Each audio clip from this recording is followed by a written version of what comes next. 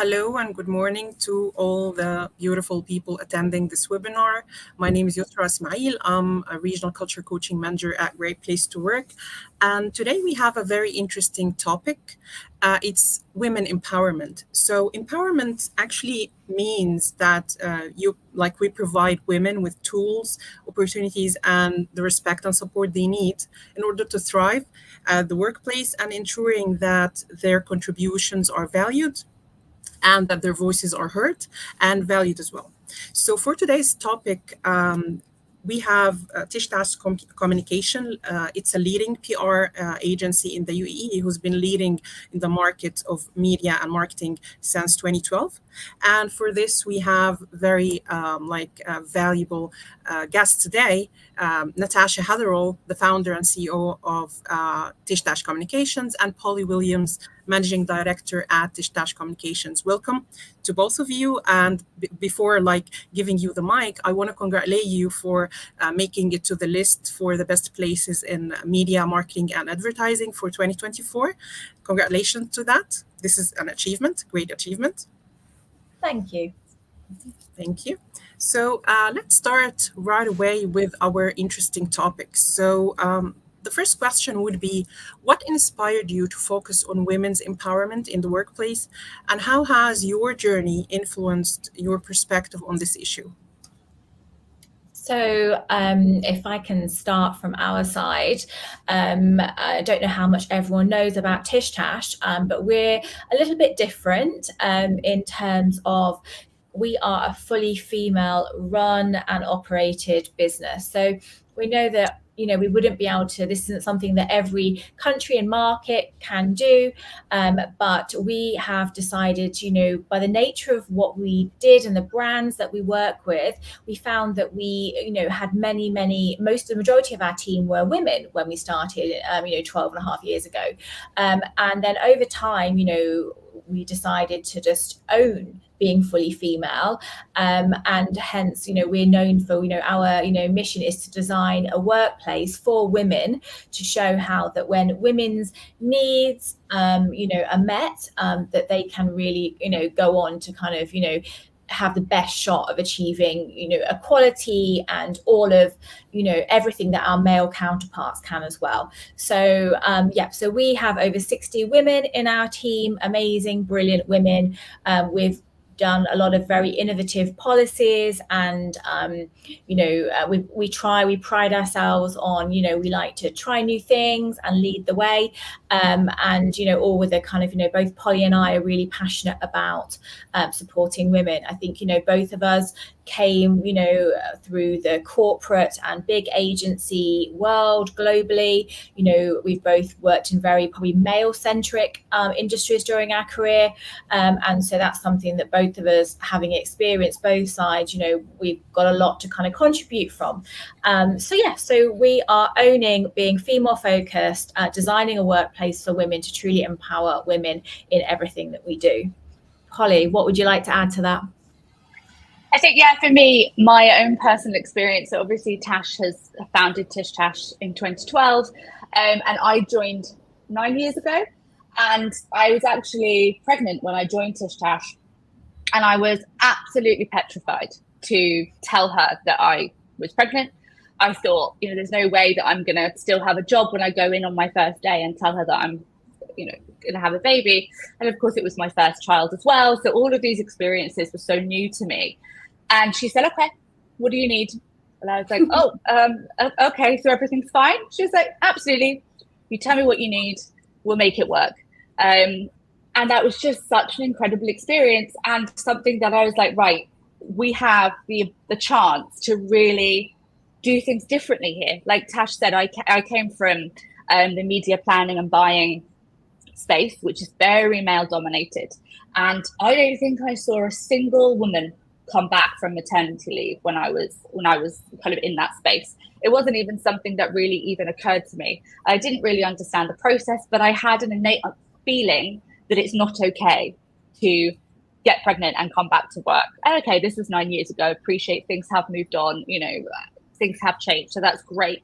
But I think there is still this innate fear in women that we can't have it all, that we can't do that one thing, be a mother, and also continue our career in the same way, continue with that level of ambition. So for us, when I had my first child, it became something that I was incredibly passionate about. I went back to work quite quickly, but I had the flexibility to make sure I was home in time to feed in the afternoon, work, and then, come back for bed and bath. I created that flexibility for myself because I was empowered to do so. And as such, it's something that has been really important to us. So it's really played into, when we then became female only, which was maybe 7 years ago, I think, probably 6-7 years ago, we became fully female. I think we knew then exactly what we needed to stand for and what we could do, how we could really empower people, and then hopefully kind of impart some of that wisdom like we're doing today, and kind of try and be part of a step change for women in the workplace. Yeah, actually, I really loved how you, Natasha, reacted to one of the most vulnerable moments a woman can have is being pregnant and doesn't know what to do. I loved really this. This is a pure example and like really a role model for how women can be empowered and supported, specifically at these kind of moments. So, what do you believe are the biggest challenges women face in achieving leadership positions today? I think there's lots of things, but I think actually one of the biggest things, and I've been doing quite a lot of reading around this recently, and I think McKinsey recently did a study very much about this, the broken rung, which is essentially that women are faltering at that manager level. So then they're just on the back foot consistently from that point. So we're just not giving them enough opportunity early on in their career to feel empowered, to ask for that pay rise, ask for that promotion, put themselves in a position where they feel that they can win that position over maybe a male counterpart. So I think that's really important. I think there's, I think it's something like the UN says it's 286 years it's going to take us to achieve gender equality in the workplace. I mean, that is just a massive amount of time. So I think, there are so many challenges. But I think ultimately we need to become, for women to succeed, companies need to understand women. And that's not to say they don't have to understand men, but we also need to appreciate that men and women are inherently different. And there is nothing wrong with being different, but that in order to create a culture where you are going to create a workplace that allows men and women to thrive equally, we need to look at those things that make us different and that will help us to succeed if certain things are put in place. So I think one of the big things for us is, really creating policies that allow for women. And again, I know we are very specifically talking about women, but it doesn't suggest that you can't put in policies for men too. Really putting in policies that can support women during some of those key periods. I mean, we lose women in the workforce at really kind of intermittent times throughout their career. They start off, they're very ambitious. And I think, ambition is something that is thriving now. I think the pandemic really saw women take control of their careers more than ever. So ambition is definitely not lacking. But it's then taking that ambition and allowing women to feel heard and allowing women to feel empowered that is the problem. And then, they get pregnant, they don't know whether they can come back again, or they become a carer for a family member. And then they don't come back again because they don't feel that the workplace is going to allow them to do those two things. And then they have their period every month, and a lot of women really struggle, and they don't feel like there's enough allowance around the idea of having a sick day or working from home during those kind of times. And then you hit the menopause, which again is why a lot of women are forced out of leadership roles, because the effects that menopause has on so many women can really cloud your ability to work. Sometimes it can really, physically affect you to a point where you can't go to work. You might have to go to medical appointments. You might not know what's going on. You might just have the brain fog. If you don't understand that, if you don't understand those women going through those issues, and you don't make that okay, of course you're going to lose women. So those are some of the biggest challenges. We're just consistently losing women as they go through their careers. It's not about talent. It's not about productivity. It's about the ability to be at work and feel that you are empowered to do your job the way that you should be able to do it while going through these things. Yeah, yeah. While we were discussing like some of the points backstage, we were talking about how all of these challenges can make women feel intimidated to speak up. So yes, empowering them by having policies speak up on their behalf. Till in 250 years, hopefully, everything will be just happening. I believe our grandchildren will be enjoying all the empowerment more than like we do today. So, what are some effective policies or practice companies can implement to support and empower women in the workplace? So Polly touched on this, but as an organisation, we pride ourselves in leading the way and being quite innovative. So, we created we caused a lot of headlines when we a year ago we announced some of our new women's health policies. There was actually it was actually an interesting time, I think. So obviously we announced policies regarding menstruation, fertility and menopause, and obviously I think it was interesting to see some of the comments on discussion boards and on press, and what came up, because and we even became, there was a few memes around the business and everything like that. So the reality is, I think there's such a misunderstanding around this, but obviously women's health, for example, is one of the main areas that we've kind of implemented policies, so an allocation, for women regarding, to have leave for menstruation, menopause, for fertility treatments and things like this. So I think once again, playing into the difference between men and women, the reality is, if a couple are going through IVF or fertility treatment, yes, it is both of them, but at the same time, there is a physical for one of the women, with all of the hormones and things.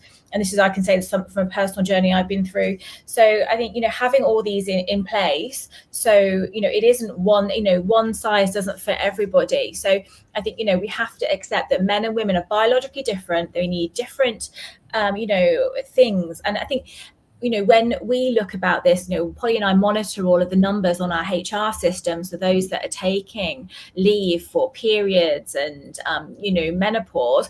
And I think, out of 60 women in 1 year, we've had 3 days taken off for, menstrual leave. And we find that the majority of our team, if they're having either particularly painful or difficult kind of, period, they'll just choose to work from home. They still are productive. They're still working. They just want that kind of comfort of being able to not have to come into the office. So I think, a lot of people think that if you give people an allocation of menstrual leave or something like that, that they are going to take advantage and take the most of it. But actually, we find the exact reverse. So key area is obviously policies which play into female health as well as obviously men's health. Also, I think a big area that, new generations are really making us think differently, and COVID also step changed it. Obviously, flexibility is a massive area. I personally believe that if you don't trust the people that you employ, don't employ them. We operate a truly flexible workplace. Right now it's summertime and we've got policies, work from anywhere for a period every year. So we've got lots of our team members across the world, back in their home countries working. A lot of the mums have chosen to take their kids back to their home country and work Dubai hours from there. So, if you and this applies to any of your team, be it men or women, you're employing, they're adults, they're grown-ups, we're human, we need some flexibility in life. Tying people to their desks doesn't work anymore. It's not what the new generations want. Realistically, none of us want it. So I think having policies that blend hybrid working, all of these kind of things, which have started, to become more mainstream, it's really important to keeping talent. And and I think Polly and I, something as well, like, what suits one, I think it is treating people as individuals, because what one works for one person isn't necessarily the same as another person. So I think a lot of our team as well have got personalized, so, they come in and they have agreed work patterns that work for them and their lives. So it's not one size fits all.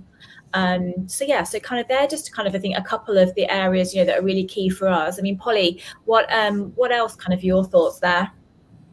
I think something really interesting happened. I was on the radio a couple of weeks ago talking about menopause leave, and a person called in and said, yeah, but why don't you just give extra days? Why does it need to be menstrual leave days or menopause leave days? Because obviously when we put it in the HR system, we specify what you're taking that leave for. And I was on the radio with this very amazing woman, and she said that one of the most important things to understand is that women will never take time for themselves if you don't force them to take time for themselves. So if they end up with 5 extra, if you just say, okay, you know what, we've got men and women in our office, so we're just going to give a blanket 5 extra days holiday. That shows that, we really are really proud of our team, and we want to give them more leave, and we want to kind of give them those holiday days. If you do that, the reality is that woman is not going to take those days to fix anything that may be going on with her health-wise. What they're going to do is they're going to use that time to do something for their children, do something for their elderly parent, do something for someone else in their team. They're not going to take that time to focus on their own health, because we are innately born to be the nurturers and to be the ones that are there to support everyone around us. So I think that's why, if people are looking at policies and they are looking at creating step change, it's really important to not look at it as just like a blanket, like, okay, we'll just throw an extra couple of days here. We'll let them work from home country. That sounds like a really great idea. You really, like Tash said, you have to think about the personalization of it. And, here today we are talking about empowering women.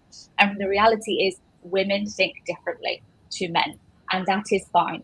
But we have to understand that, and we need to have a working way, a culture that allows for that in a positive way. And that's not to say, again, I was on the radio talking about period leave when that first came out, and someone said, yeah, but my husband's back gets spasms sometimes. Why doesn't he get days off when he has back spasms? I was like, well, he probably should. He should be having that conversation. No one's saying that shouldn't happen. But we as women have very specific health things that happen that we will not put ourselves first if there are other things that need to be done. So we need to be laser focused in the way that we build policies and the way that we build our culture, so that it is fundamentally focused on supporting women so that they can reach those leadership positions, and not feel like they have to take time away from work, or that they can't reach their potential and juggle 2 things, 3 things at once. Yeah, well, I want to thank you for raising this point, because it just hit my mind that working with the Great Place to Work survey, we have 2 statements. One of them says that I feel that management sees me as a human, not just an employee, and how it's correlated it was really impressive, the correlation between this statement and the work-life balance. So whenever I feel that I'm supported to live my life as a human and have this kind of balance, whether to take care of my family or my parents or anything else, just to have like a break, or to take care of my health while I'm on my period, and how this makes me feel that I'm seen as a human being. And it was really impressive, the correlation between these 2 statements, because people feel that they are seen as humans when they are having this kind of support for whatever really they care for outside of the work. So this really takes us to the next question about mentors and the role in how important is mentorship and networking for women's career advancement? And what advice do you have for women seeking a mentor? I think, ultimately, we're on this journey together and we need other women and also other men. I'm, really passionate about networking and, sort of, supporting each other. And I think it is, regardless of, I think where, whether you're a business owner or whether you're, on your career ladder, I think it can, sometimes be a lonely place and life is challenging. So I think, through finding people that, and others, be it kind of in your industry, in a different industry, at the same level, more senior, I think getting that perspective and having people that, in your little circle of trust and that, you have relationships with, that you can, really have those conversations with, it's really important. I think no one wants to feel alone, or no one wants to feel like, it is, we need each other. It's as simple as that. I think both Polly and I, we've had official and unofficial mentors during our careers. And, for me personally, majority of my mentors, ironically, have been men. But now I kind of, I sort of, I have, looking for, I've got some unofficial mentors that are the women that have been through similar thing, in terms of owned an agency, maybe, scaling and growing an agency. So I think, you need to look at, it could be, for example, if you are a pregnant or a new mother, then maybe you want to find a mentor that has been through balancing work and and parenthood and what you are. So I think finding like-minded people, just getting out there and not just sitting in isolation, is really, really important. I think also we set up something a while ago called reverse mentorship, which, so, in our industry, and I think across industries, the Gen Zs are getting a bad rap right now. They're very much like, oh, these Gen Zs, they do things so differently to how we millennials or, other groups do them. And I think, they did go through a pretty, they got a battering not that long ago. And we looked around, and obviously a lot of our team is Gen Z. We have social media teams, we have content creation teams, PR teams. There's Gen Zs across the board. We have menopausals and mothers, and we also have Gen Zs. We go across the whole spectrum. And we realized that, true, we don't really understand these Gen Zs. Their world's very different to ours. And so we decided to set up something called a reverse mentorship, where essentially us as the older people would be mentored by the younger people. And it was amazing. They're the ones that set up the coffee. They're the ones that say, right, come to this place. This is what I want to talk about. The girl that is my mentor, she, or the woman, I should say, that is my mentor, she, came with a full presentation. She came with references. There was a book she wanted me to read. And I didn't expect them to take it massively seriously. I really thought they'd just see it as an opportunity to get some FaceTime with the boss and, whatever. But they came fully prepared. They always have really interesting things. They keep us up on the trends, and I think you've got to remember that you can learn from lots of different people. You don't always have to look upwards to learn something new. And I think Tash and I, we are finding that our Gen Z, audience, they've got so much to share, and they want to share. They're very passionate about a lot of things. And again, we are giving them a space to have a voice. And I think that's also fueling their ambition in lots of ways as well. Yeah, I think just because we don't understand it, and I think, they've grown up in such a different world than we've grown up in. And so I think Polly and I really, even though sometimes, we have shaken our heads and don't understand it, that's why we've invested time in trying to understand it, because, the world, everyone's so overloaded. They've all grown up from the start with, social media, the internet. And I think, but it is, yes, it has been humorous, and it has kind of, but they want us to understand their world and the way they see it. So I think being open to not, seeing the world through a different lens is really important. Yeah, actually, having reverse mentorship implemented is one of the best practices that you can do in order to have Gen Z actually is really an amazing generation with a lot of ambitious and information on things going on in the market. So it's an amazing practice to do, and to have such an empathy from older or other generations, to look at them and learn from them, because a lot of Gen Z would feel that they are, in a way, excluded. And as you said, they are seen as the rebellious generation. So learning from them is something really is like part of kind of a recognition to them. So, what skills do you think are most important for women to develop to succeed in today's workplace, and how can they acquire these skills? I think the skills that women are struggling with now are the skills that we struggled with when we were coming up as well. I don't think they're changed. If anything, there's probably more. I think the reality is the age old one: women do not ask pay rises. Is still very true. So I think confidence is really, really important, and knowing your own worth is really, really important. We do a lot of the training that we do with our team. So we don't just do training around, PR comms training. We do training about living in the world. So we do financial literacy training. We do, mindfulness training.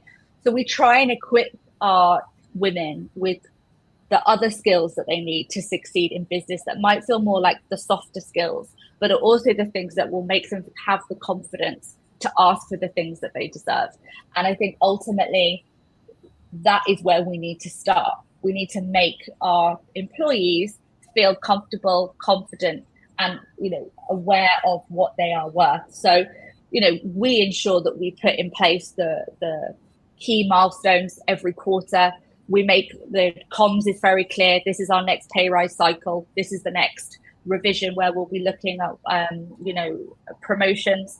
Everyone knows when it's coming. So it's not like we're not hiding anything. We're incredibly transparent. So they know as a team and as individuals, okay, I'm ready now. I feel like now's my time. I know in 2 months' time, there's going to be an opportunity for me to ask for this. So I'm going to ask for it. And they can kind of build their way up. There's no surprises. We put all the training in place to help them feel empowered. So I think that's really important. And it may cost more money because we effectively have given them training and telling them how to pitch for a pay rise, but it's a really important skill, and we both feel really passionate about it. So. And I think, we're finding a lot at the moment. There's a lot of poaching going on. There's a lot of people trying to take staff from good agencies. I think it's always happened, but I think with the likes of LinkedIn and things like that, now it's more obvious to people. And our retention is very, very high. And I think, we actually have teams come to us and say, look, I've been offered this job by another agency. I don't want to take it, but this is what they're offering me. What can I do? And there may be cases where we can't match that offer. We had something recently where one of our amazing team, she was like, I'm getting married. I have family back in Australia that, are going through some health issues. This job has been offered to me. It's lots of money. I don't want to leave, but what do I do? Because how do I not take this money? That's okay. You're having this conversation with us.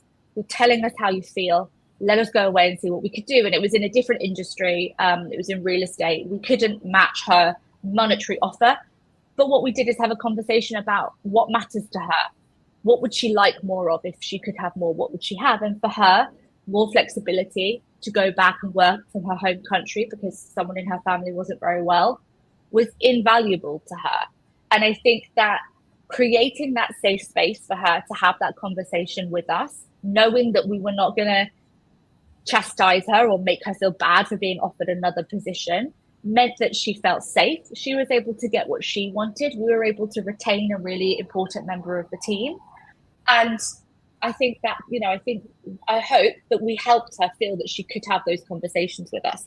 And that allowed her to get what she wanted, which was ultimately more balance. Money was important, but not as important as something else. So, yeah. Yeah. Okay, so from your opinion, how can companies foster a culture that encourages both men and women to support gender equality initiatives? And has Great Place to Work survey helped you gain more insights in this subject? I feel like I've done a lot of talking. Tash, you want to talk? No, I mean, ultimately, the reality is, we need each other. And I think, whilst we're coming from a really, really extreme place and we're really passionate about supporting women, because, we do need the additional support to achieve, equality. We need each other. I think, in going through the Great Places to Work survey, I mean, it was really, I think we scored our, we were one of the kind of like highest kind of like scores. It was quite, which was amazing. But it definitely helped us get clarity on, I think, what kind of mattered to people and what kind of, didn't. But I think the key thing really is, as we know, we said repeatedly, it is about understanding difference and not just focusing, it isn't one thing fits everybody. It's humans, it's about individual, and this works regardless if you've got a company that is fully female or it's a mix. Hopefully the things that I think getting the best out of your workforce is when you treat them as individuals, you give them kind of flexibility, what helps them with their lives. And I think that for us is kind of the greatest learning I think that anyone can take out in terms of what people want today. I mean, Polly, I'm sure you've got lots to say on this topic as well. Always. I think the survey affirmed for us what we've been doing right, but I think it also showed us that we can't sit still. Tash and I, we talk about, we made the announcement about one of our policies, the period leave and the maternity period and menopause leave at the same time. And when we did that, we didn't really expect anything from it. We just announced it. It was what we were doing. There was no agenda to it, even though some people suggested there was. There was no agenda. It was just something that we were doing, that we wanted to tell people we were doing because we believe in it.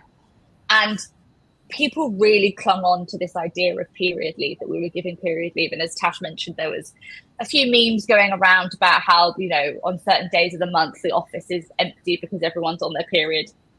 Obviously, an article written by a man. But I think, it taught us that we are having some really important conversations, and it might not necessarily sit well with everybody, but we need to keep having those conversations, and not only have the conversations, but then do something with it. So like we're working at the moment with some amazing women to work on the first menopause summit in the GCC.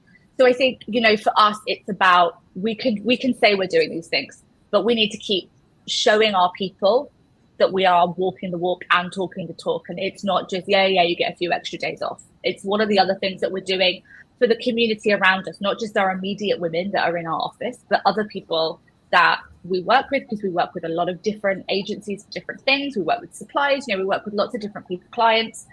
How can we support other people as well and kind of continue to do what we do in a meaningful way, I think. Yeah, 100%. And I remember when we were talking backstage and how we talked about policies and most importantly the mentality behind if it's like mixed organization, not all females, like the heaven that you have. So the mentality behind implementing the policies is very important. I want to thank you really for sharing such a valuable insights. I believe it was very informative. I want to thank you, Natasha and Polly, and I want to thank all the beautiful people who attended the webinar, and a special thanks to Ninad, who organized this amazing webinar. And for people who've been watching, if you are interested to attend other webinars with more interesting topics, please make sure to follow our page. Thank you very much, and that's a wrap up. Thank you. Thank you so much. Thank you. Goodbye. Bye.